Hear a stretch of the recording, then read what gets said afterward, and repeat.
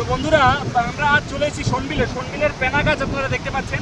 এই গাছগুলো বিরাট আকারে আমাদের জলকে শুদ্ধিকরণে সাহায্য করে। আমরা শোনবিলে চলে এসেছি।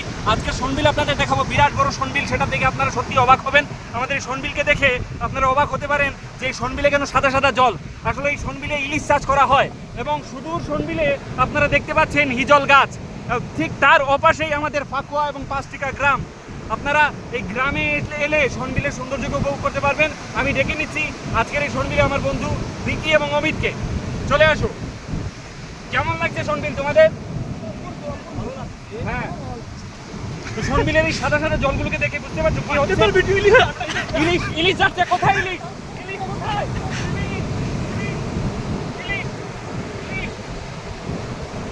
এই তো ইলিশ।